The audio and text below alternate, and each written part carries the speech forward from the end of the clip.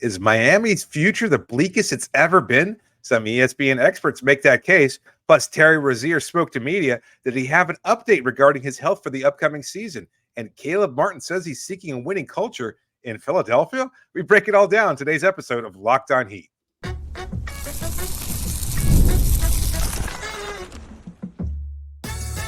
You are Locked On Heat, your daily Miami Heat podcast, part of the Locked On Podcast Network, your team every day.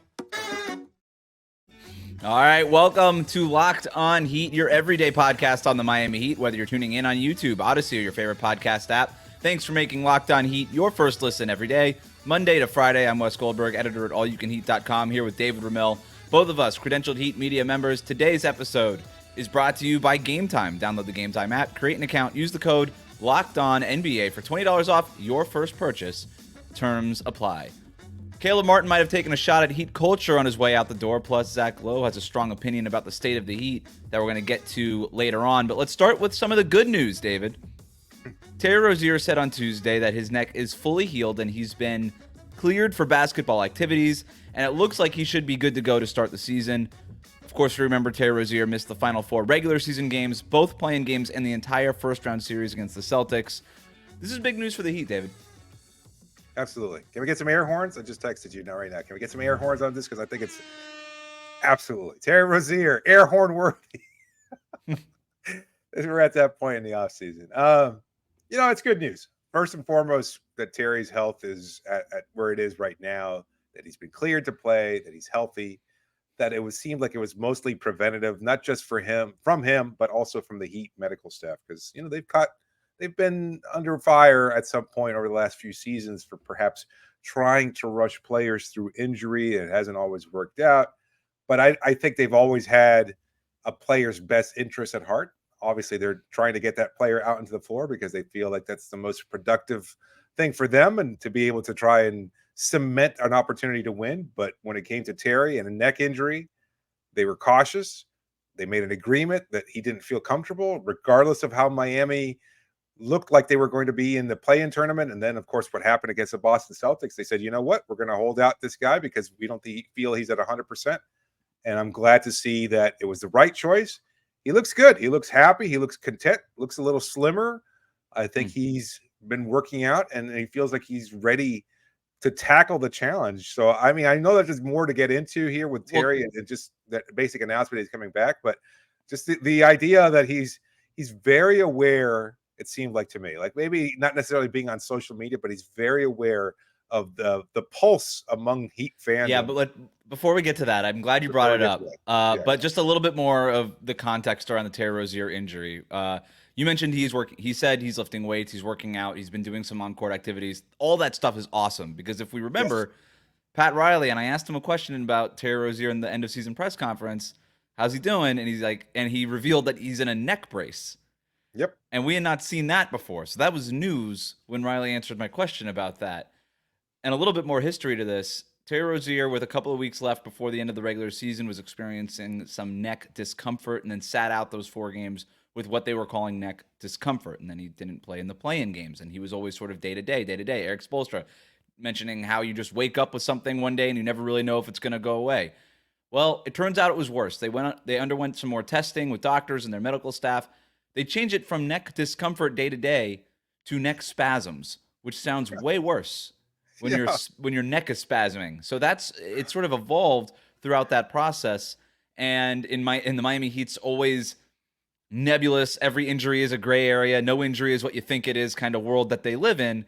And so to get something straight from Terry Rozier where it says, I'm doing basketball activities, I'm lifting weights, the neck brace obviously is off now, that's all very good news for Terry Rozier and for the Miami Heat. In terms of what role he could play and what this means to the Heat, this is very important because Rozier played 31 games for Miami last season, averaged 16 or 17 points per game. His shooting percentages were not very good, but that's mostly because it was a small sample size, and the shooting percentage was kind of brought down by a slow start, but he was starting to play better before he got hurt. He actually had a couple of his best games in a Heat uniform right before he was sidelined. So if you could build on that, he was 3rd on the team in drives per game, That's why the Heat got him, is because of that rim pressure, because his ability to run pick and roll in a very traditional sense.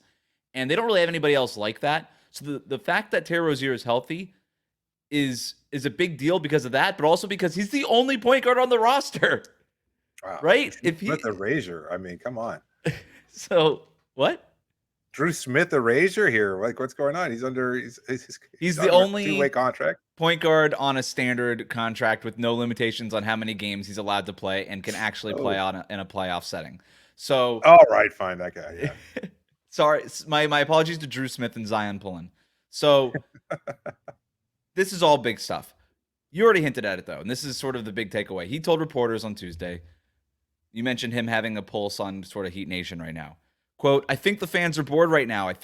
And they want to put as many scenarios as they can for us. But at the end of the day, we want to run it back with our same team, and we want to show the fans what we can bring to Miami.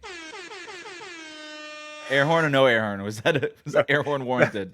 That was a premature air horn use there. I think I like it's good to hear, like, just on the surface. Like, obviously that's the kind of positivity that you want any player to espouse, but it also is like really walking on thin ice with a fandom that's already really pissed off and frustrated, a little bit beyond just being bored. It's not just like, oh, we're plugging names into the trade machine, although they're certainly doing that. It's, tank the whole season, fire Pat Riley, everything that we've heard over the last few weeks. It's been pretty disastrous from Heat fans. So they're not at a point. It's too soon, Terry. It's too soon. You can't make those kind of jokes about running it back. And the fact that he used those specific three words, that's kind of like tweaking the fan base a little bit. Yeah, we're running it back, and that's what we want. We want to run it back. But if you're looking at it from a positive point of view, and I think that's the whole goal.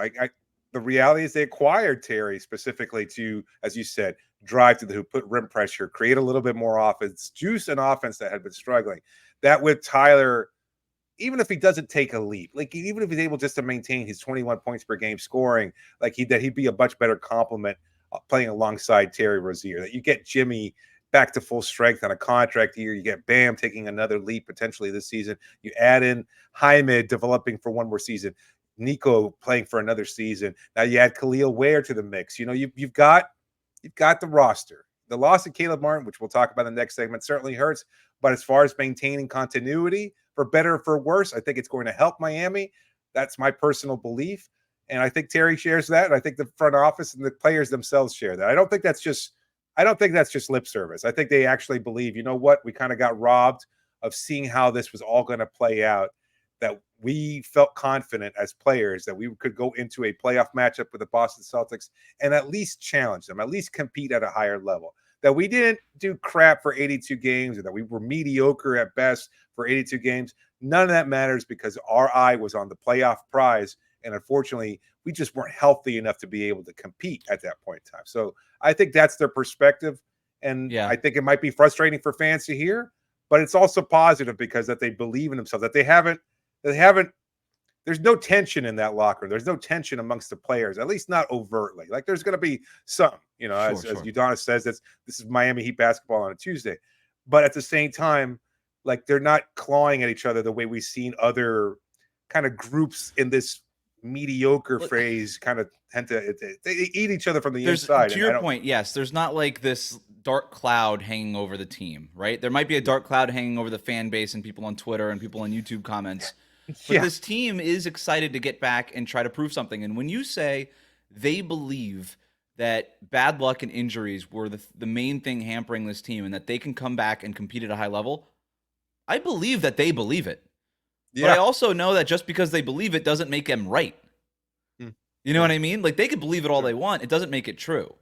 And I think that's sort of, if you're a fan that is frustrated with the lack of progress over the last two off seasons in terms of improving the roster, that's sort of what it comes down to. Is you can give me all the, if we're healthy, nobody could stop us stuff. And you can give me the Jimmy Butler bold declarations all you want. And I believe it. When Jimmy Butler says it, he believes that it's true. Just like I believe Terry Rozier saying, we're excited to run it back and just wait until we're all healthy. My question is, when is that going to be?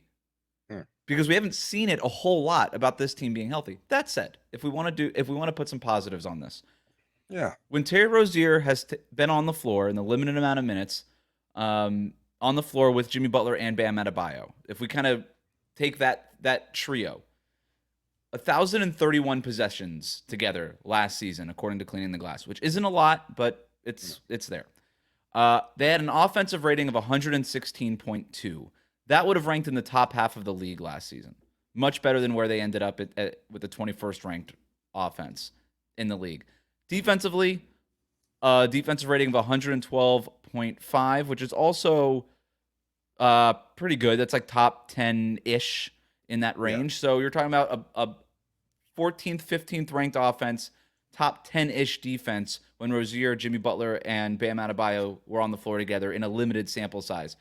If I'm Miami, that's sort of my new big three, I think. I'm trying to build around that as long as those guys are healthy. And wherever else the other people fit in, that's where they fit in. And I know we can open up a whole Tyler Hero conversation. Not that interested in doing that right now.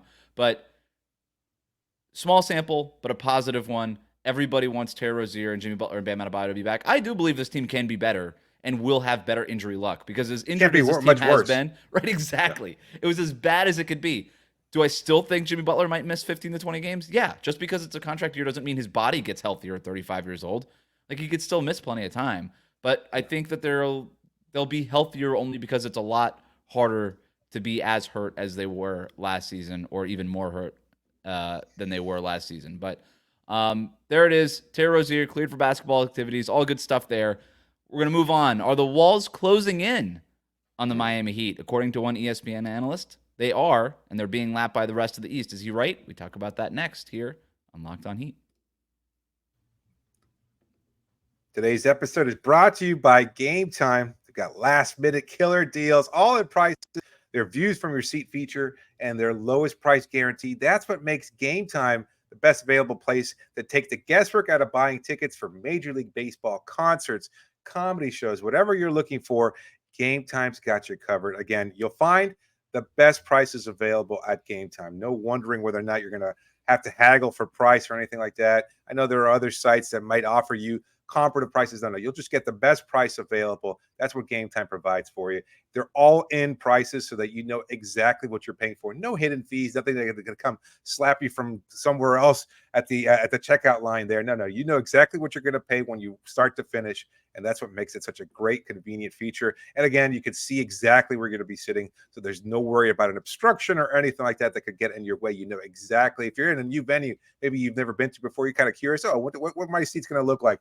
You'll have an exact view from your seat. That's so convenient. So take the guesswork out of buying tickets this summer with Game Time. Download the Game Time app, create an account, and use the code LOCKEDONNBA, and you get $20 off your first purchase. Terms do apply. By again, create an account, redeem the code LOCKEDONNBA, and you get $20 off. Download Game Time today. Last minute tickets, lowest price guaranteed. We'll be right back.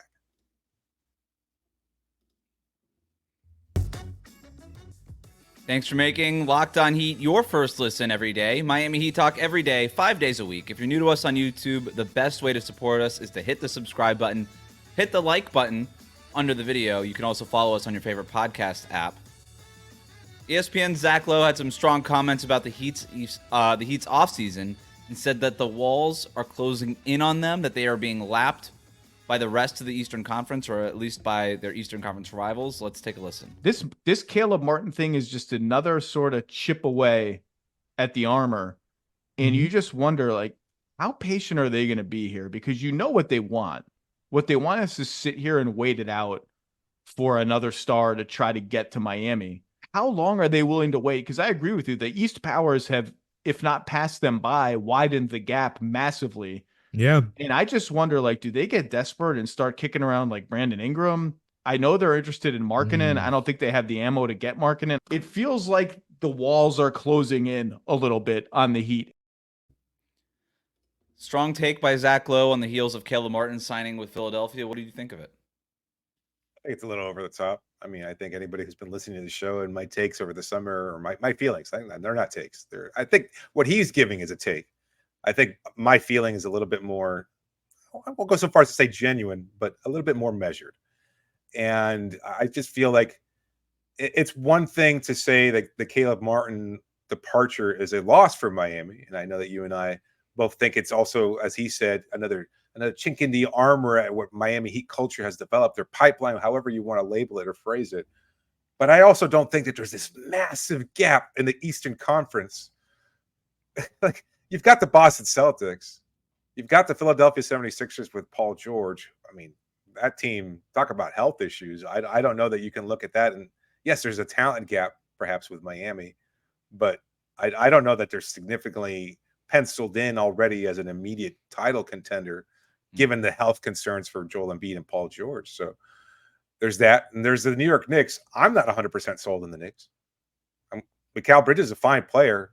They had a lot of gritty performances last year, but adding Mikal Bridges, re-signing everybody else, and OG, as good as he is, again, another health concern there. Like, lost Hartenstein. They lose Isaiah. Yeah, they lost Hartenstein. Like, there are questions about that team, and I think they're legitimate. So I don't think there's this huge gap between the top few teams in the Eastern Conference and where Miami is, and that being the case, at least from my perspective, I think I understand what he's trying to say, because Miami, as many Heat fans feel, is always a player. Like last summer, even, they were a player in the Dame Lillard sweepstakes. And the year before that, they were linked to KD and Donovan Mitchell and those rumblings. And it feels kind of flat, like having come 2 seasons in a row now and not being able to do quote unquote much. Not even quote unquote. They just didn't do much. That's fair. They re-signed their guys. They added Alec Burks. They drafted a couple players. That's where they're at right now as far as their team is concerned. But to say that there's this massive gap between this team that, is 2 seasons removed from an Eastern Conference Finals berth, come on. I just think it's a little hot takey. It's a little quick to bury a team that has always felt like it overachieved over the last 5 seasons with Jimmy Butler. And I think they're still an okay team. They've been an okay team for 5 years, and maybe they've outperformed, but I don't think that they've lost anything that significant, nor do I think that other teams are clearly beating them right now in terms of acquisition of talent. The deck chairs have moved around a little bit at the top of the Eastern Conference, and Miami is exactly where they were last season. And I don't think it's that big a gap. Well, I think the Sixers have clearly beaten them in terms of acquisition of talent. Your point about them being rickety is a fair one, but they went out and got an all-NBA guy and Paul George. Yeah. Okay. Yeah, that's fine. What do you mean okay? What do you mean it's fine? The guy is one of they lost James Harden. They had James Harden last year. Nobody seemed to give a damn about the Philadelphia 76ers. I mean, he's an all-NBA talent because they replaced him with Tyrese Maxey, who's probably better than James Harden right now. But they had all 3, right? That was Philadelphia's big 3. I guess, but you lose Harden, allows Maxey to blossom a little bit more, gives them more chances on the ball. I'm just saying they clearly got better. I think Philadelphia did. The Heat did not clearly get better, and this is where this is the part I do understand. Lowe's point of view here is the Heat over the last 2 years, you can make the argument, have gotten worse in terms of the attrition of talent. Gabe Vincent, Max Strus, Caleb Martin, those guys are all gone. They've replaced them with rookies, and those players are gone. And so you strike out on Damian Lillard, you strike out on Donovan Mitchell, who never really appears to be available. You want to get a guy like Lauri Markkanen, but you don't have the assets to do it, which sort of speaks to the state of your roster and the state of your ability to get better in terms of not having the draft capital and all that stuff going forward. And yet you've got Boston making those huge moves last summer that set themselves up to win the championship. You've got Philadelphia planning on taking advantage of major cap space and then hitting a home run. Like, it does not get better in terms of winning an offseason on paper. And that's all you have right now is paper. That's all you got. The season hasn't started yet. So in terms of trying to grade what these teams have done, it doesn't get better than what Philadelphia did. I'm with you. I don't love the Knicks offseason. I thought the Mikal Bridges thing, I'm like, okay, what are you going to try to out Celtics the Celtics with a worse version of the Celtics? Okay, let me know how that works out for you. But they're still better than the Heat. And I think even Milwaukee, we haven't even mentioned them yet. They still have Giannis, who's one of the best 3 players in the world. They still have Damian Lillard, who will come back with a full training camp. You've got Doc Rivers. I guess that's a good thing for a full season. It's better than what it was last. It can't get worse from them for a coaching perspective than it was last year. I'm not writing them off. I think you've got the Heat in probably a 3rd tier in the Eastern Conference. And the way I look at the Heat right now is they look like a play-in team to me. And maybe they can rattle off a huge run like they did in 2023. Or maybe the play-in thing bites them in the ass again, just like it did in 2024. And their best player gets hurt in 2 games that you weren't supposed to play in the first place. And now you're limping into the playoffs again. It can go either way. And so I think if you're the Heat, you have to be aware if you're the front office, and they'll signal all this stuff through media and stuff like they do. We like our team. Just look out if we're healthy. We still got Jimmy. Terry Rozier's back. Blah blah blah. And I bet you if the Heat, going back to our Terry Rozier conversation, Yeah. the Heat would tell you, hey, Rozier was our big free agent acquisition. I know everybody thinks we didn't do anything, but when we traded for Rozier in January and got rid of Kyle Lowry's expiring contract, that was us punting on our chance to sign a big name free agent. So Rozier is still kind of considered our big free agent. That's cool. You could say that. You still didn't do squat this offseason in terms of trades or anything else so far. So I think when Zach Lowe says the walls are closing in, it just feels like there's not, to me, it's like, what's the out, right? This is just sort of the team. And you're either going to keep losing guys or this is just going to be the roster. Is Jimmy Butler going to opt in again next year? I don't think he plans to do that, but who knows what happens 12 months from now. So that's where I get it. It's you're losing more talent than you're bringing in, and you're running out of ways to add talent, and that's a tough place to be for an organization. Look, I'm just, even as we're talking here, Miami over the last 2 seasons or off seasons has lost Strus, Vincent, Martin, Kyle Lowry, and Orlando Robinson, right? Those 5 players. I mean, they've lost Patty Mills, DeLon Wright. I mean, those are but that's smaller losses there. But and to replace them, they've added Rozier, Jaime Jaquez, Niko Jovic. Let's be honest, because he was a starter in the playoffs. Haywood Highsmith, Khalil Ware, and now Pella Larson as well. Like, I think Miami has basically maintained the status quo or gotten better in some degrees. Like, I know it's tough because you're looking at Strus and Vincent starting on a finals team, but I mean, they overachieved. They exceeded expectations for where they were in terms of the NBA hierarchy, in terms of what their talent was and everything else like that. And that's fantastic. No knock on them. But I remember last year, everybody writing off Miami because, they lost 2 starters on a finals team. It's like, yeah, they lost 2 starters on a finals team that were basically in the G League months before that. Like, I mean, right. It can't be both things from a national media perspective. It's like, wow, you're getting here with a bunch of undrafted players and no names and all these things, and then you lose them, and then like, oh, how did the Heat always do this? It's so unfair. And then you lose them. And they're like, well, what are they going to do? It can't. It's the end of the world. I don't disagree with what you're saying. Like, I guess the argument against it would be, well, you were going to draft Jaime. You already had Jovic on the roster. You had Highsmith on the roster. Now you're just going to ask all those guys to do more. But I said the same thing last week. You got to give these guys more opportunities, more minutes, and all these things as they develop.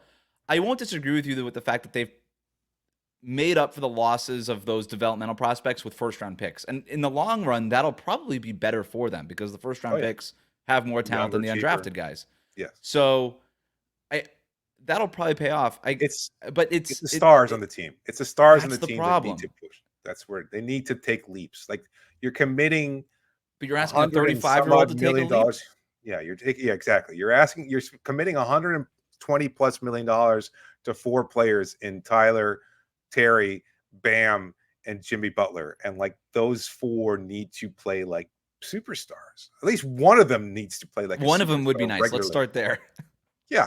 One of them needs to play like a consistent superstar, and everybody else needs to play at least like at an all-star level. And if that's the case, or fringe all-star level, like where Derek White was, and a high-level role player that exceeds that, and is a fringe all-star because he just contributes to winning, especially when he's surrounded by really good players on a good team. So that's the whole thing, is like, you need to have that kind of star-level production. Miami just hasn't had it. And you could say maybe part of it was due to injury, or Jimmy Butler not giving a damn. Either way, that's where they were last year. I think I don't know that Bam is going to take a significant leap. I'd like to think so. I think that's possible. We had theorized, especially if he plays power forward. We had theorized that if Jimmy had been traded and he makes that shift down to power forward, that this is his team. They run the offense through him. He's putting up more threes. He could flirt with 25 points per game. I think that's in the realm of possibility. I need to see it. Like, he needs to be able to produce at that level. Tyler needs. That's sort of what it comes down to. We could play the what if game, and my God, if this happens, look out. Sure. I need to see it. I even need to see it from Jimmy Butler. I know it's a contract year, but I need to see him take the regular season seriously. It's a long season for a guy to always be thinking about a new contract. I got to see it to believe it. I think the book is out on Tyler Hero. He's a very good player. He's not going to be a star player. Not at least on this version of the Miami Heat, where the fit isn't quite right with him and the other stars on the team. So I don't know. What we're talking about is internal development, which is always important. But there's no real other means to add talent. This team is a hair below the second tax apron with a team that isn't talented enough to be that expensive. It's not even like with the contracts that they give out, it feels like it should be more top heavy, and it's not, right? It feels like there should be 3 stars on this team the way that Philadelphia has, and there isn't. And that's the part to me that is concerning from an asset management point of view. This front office has pulled rabbits out of a hat before, but it's been pre-COVID since they've pulled the rabbit out of a hat, since they've pulled off any magic tricks. And it feels like over the next year, they're going to have to do it. They're going to, Andy Ellsberg, Pat Riley, Adam Simon, Eric Spoelstra, they're going to get in the lab. They have to get into the lab or wherever you create magic tricks and figure something out, because this is a team that next summer. It can't be till next summer. You think it has to be sooner? No. I'm saying it won't happen until next summer. Like but that's the reality. Probably. Like you're asking for a magic trick. Like they can't do anything midseason. Like I mean, I'm sure we're going to get into it. They're not going to. They're not going to. No, I would be shocked if they did, but you could. And that's sort of what I keep getting back to. It's at what point do you make a really tough decision with this team? Because if you're if you're staying the same and the rest of the East is getting better, then you're getting worse. You know, you're staying the same. I think you're staying the same. Well, your championship odds are getting worse. Perhaps is the better way to say that. So, no, I see your point. Did Caleb Martin see it all coming? Is that why he jumped ship to Philadelphia? We talk about that next year on Locked On Heat.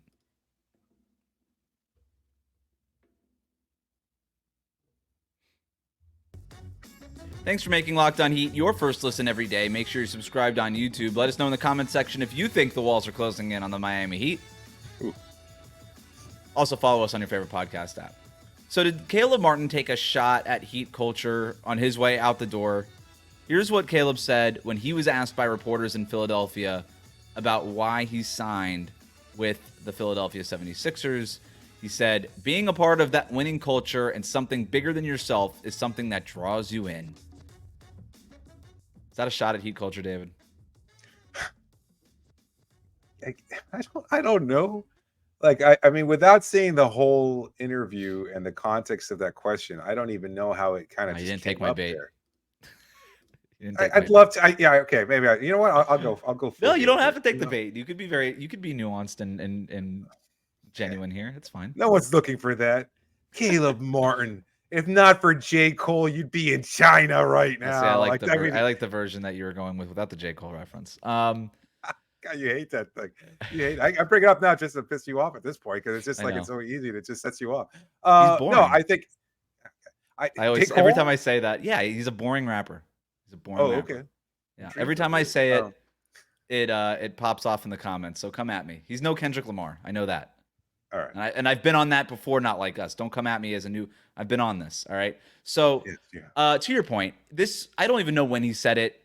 I think him saying being a part of a winning culture was actually him with having that habit of saying culture all the time based off of the time he spent in Miami. I don't think that's how I kind of took it. It was like he can't help himself but to come out with sposums because that's how he was trained, right? To come up. Let go of the rope in Philadelphia. It's just his, right. It's just his language at this point, right? It's how he speaks. Yeah. He goes on. To me, the more interesting part about the interview is he was asked about basically, dude, what happened with the contract stuff, right? Because it really looks like you screwed the pooch on this. And so he goes, it's part of life. You live and you learn, you take risks. Sometimes it works, sometimes it doesn't. But I'm a true believer in everything happens for a reason, and I feel like I'm here for a reason. One of the reasons I feel like is a pathway to try to get a championship. So immediately spins it back to championship winning, all that kind of stuff that you would expect a former Heat player to do. But when he says, hey, I took a risk and it didn't exactly work out, is an acknowledgement that he took a risk and it did not exactly work out, right? Yeah. No, it's basically what we've talked about, when we broke down the news and the reporting around it. And, it's unfortunate for Caleb, but I don't know. Like, I mean, he was saying the same things last year. Like, I know that was coming off a finals run and everything else like that, but like he's always, because it's Heat culture, because it's that organization that believes that they're always, no matter how unrealistic those expectations might be, they're always this close to competing for a title. So I think he did see what was happening in Philadelphia, and I also think at that point they were the only team that really had that much money to provide for him. So I think he took the best deal. Like, I don't know how he would have spun it had it would been Detroit or Utah or any other Charlotte. Had he made a return to Charlotte, like these cap teams that had they tried to acquire him or had they been able to sign him, what would he have said in those introductory press conferences? But I wanted my here money. You are. Yeah, well, I mean, he could have said that. I wanted to get paid. To take the lessons I've learned in Miami and be able to instill a new culture here. Like, he would have spun it another way, So he's in Philadelphia, as you said, as we talked about in the second segment, closer to contention than Miami next year. And that being the case, he gets to contribute to that. But I'm not. I find it hard to believe that Caleb has anything but hard feelings. I mean, anything but positive thoughts regarding Miami and everything that happened here over the last 3 seasons. That if he had possession of that crystal ball that would have allowed him to see the future where he'd be signing with Philadelphia, I'm sure he would have told his agent, shut the hell up, take the extension. I want to stay here. It's more money. Like, it would have been happier for him. For 100%, he would have done that. So I don't think he chose to leave Miami so much as he was kind of forced out. He thought there was going to be more money elsewhere, and it just didn't wind up manifesting that way. He just had to take whatever was available in Philadelphia. Yep. I think you hit it. I think if he were able to see the future and get an accurate read on, I think his agent is probably taking a little bit too much flack for this because I don't know that anybody saw, like, we're seeing it right now with Gary Trent Jr., right? It's not like Caleb Martin's the only one. He turned down an extension that would have paid him $18 million or whatever it was a year, and he wanted to get $25 million a year. Tyler Hero's 23, 24, right? And if he goes into if he was supposedly a free agent right now, how much money would there be out there for him? Like, I don't know that there would have been a lot. As these teams, as these front offices are working through the new CBA and they're scared of this apron and that apron and all these hard caps and they don't want to use the mid-level exceptions because that hard caps you at a different apron and all these things, teams are like, I don't get it. I'm just not going to spend the money. And the money's just not out there unless you're a serious salary cap team now. Or I'm sorry, a serious cap space team. And like you already said, those teams stink unless you're Philadelphia and you've planned for this for a couple of years now where you were able to open up a ton of cap space and ultimately able to sign Caleb Martin. But imagine if Philadelphia didn't do all that stuff, or if they had spent their cap space somewhere else after getting Paul George and all these other guys. Maybe they went out and got a different player. Mm-hmm.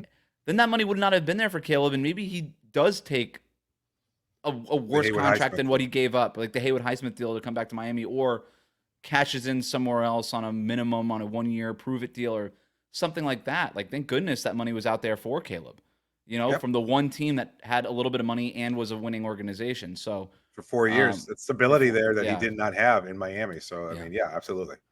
All right, that'll do it for us today. Thanks for making Locked On Heat your first listen every day. Like, comment, and subscribe on YouTube. Follow us on your favorite podcast app.